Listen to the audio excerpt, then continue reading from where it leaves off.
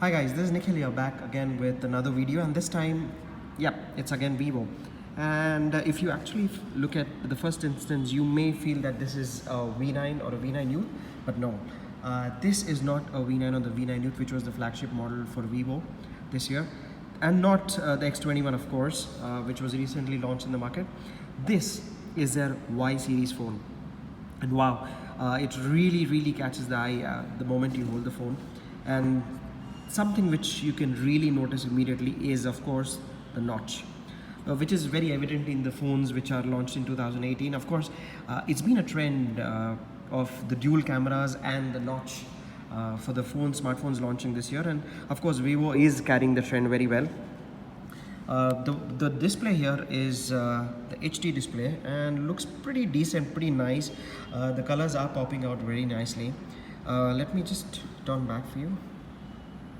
And yes, of course, it looks like a fingerprint magnet here. Let me just wipe it for you quickly. Yes, so this is a golden color here, the gold and the back, and front it is the black color. Really looks nice. The thickness is pretty nice. The design factor also, here's a SIM tray for you. And the camera here is a 13 megapixel shooter, and the front is an 8 megapixel, and of course they have retained the notch here very well. About the configuration of this phone, let me just go here, go quick settings here, and then this is how the menu would look for you. Go to more settings, then go to about phone. I'm sorry, you can click about phone, and yeah, here. So the model number, it says 1802, which in turn is the Y83 itself. It's a 2 gigahertz octa-core processor. Just to remind you, this phone is running on a MediaTek processor. The RAM is 4 GB and the internal memory is 32 GB. So yeah, this is about the phone here. And of course it's running Android 8.1. Of course, we all know this. It's been a very stable version of Android these days. Let's go back and let's also see the memory here,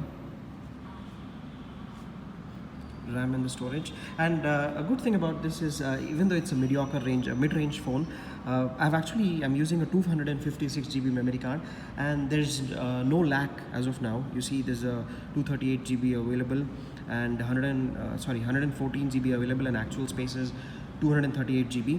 So this phone is actually doing really good in terms of battery backup, in terms of the overall performance. I've been using this phone from a couple of days, and it's really holding on to the daily task which I do. It's more on the Facebook, which I usually access very frequently, but here I've been extensively using my main apps, which is WhatsApp and WeChat, which I am usually on, and of course the Instagram. So this phone as of now is holding really good to the performance part, and I don't see any lagging issues as of now. And the overall phone, the design, the feel factor itself is really nice. I'm really liking it, and let's hope how this phone holds on.